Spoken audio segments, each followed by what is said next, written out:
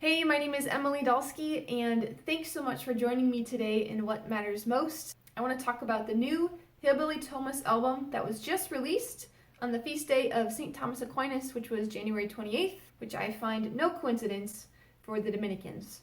Hillbilly Thomists, who are they? So they're a group of Dominican friars out of the Dominican House of Studies in Washington, D.C.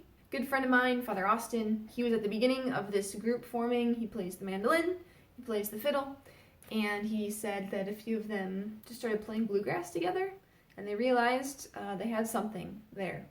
And I think it was Father who said that he suggested Hillbilly Thomas. I don't know. I don't want to give him false credit because he would take it. But anyway, they're called the Hillbilly Thomas after a phrase with Flannery O'Connor. In 2017, they released their first album, which was a hit, super popular, and they have some great traditional hymns on there that they put their own kind of bluegrass twist on, and also some originals. And so this album is volume 2. It's called Living for the Other Side. And I think right there in the album title, Living for the Other Side, you hear the theme or the heart of what it's about. Now keep in mind that those who produce this album are Dominicans, and they do what they do best with this album, and that is they preach. Even just beginning with the first song, Keep Your Lamps Trimmed. Right away, I'm just being preached to, and I'm being edified.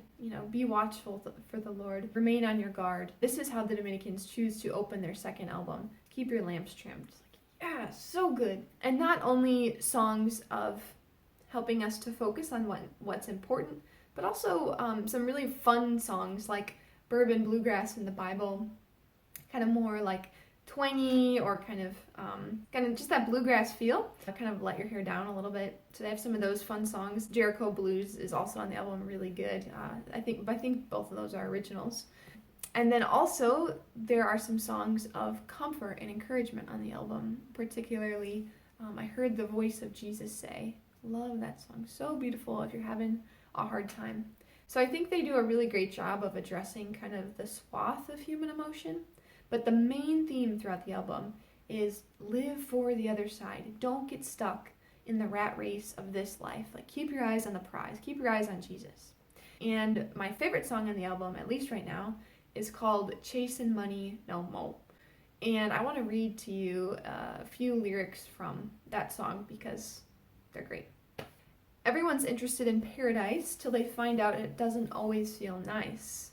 And I ain't gonna spend my time chasing money no more. Again, they're addressing this rat race. They're saying, don't get stuck in the pursuit of money and prestige and power, but live for the other side. And we actually hear this phrase in this song, drink the blood and live for the other side. It's so, so good. Highly recommend you listen to this song. I think generally throughout this album, you hear songs that evoke a desire for heaven. Heaven or Tennessee is one of their songs.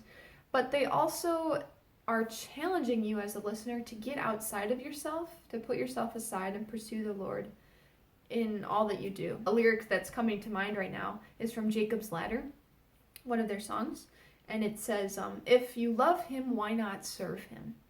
Awesome, so good. Now, besides the compelling lyrics, let's briefly discuss the sound. This second album sounds distinctively more bluegrass than their first album. And bluegrass by nature is pretty gritty. It's something that you could play on your front porch. And there's no auto-tune. You don't necessarily hit all of the notes correctly. And I think some of this comes through in their second album. While I'm not a fan of all of the vocals on this album, I think the lyrics do salvage what the vocals don't do for me. It might not be the case for you. I know people who really can't listen to them because of the vocals. It's not a huge deal for me. And also it's Dominican singing about their love for the Lord and calling you to action. It's just like, yeah, I can be on board with that if the vocals aren't super strong in every song. There's definitely some awesome vocals in there. I would say they've improved in this album in their instrumentals. Some of the riffs with the banjo and the piano, just like really quality. Keep in mind that whatever the order has is what they have, and so whoever has these talents, they're bringing them to this album. It might not be top notch in all of these different areas, but generally for the pool of men that they have, this is a really great album. So yeah, those are my thoughts on Living for the Other Side. I think it's great. I think you should listen to it. If you have any thoughts, feel free to write them in the comment section below and subscribe to join this conversation. Thanks so much. Take care and God bless.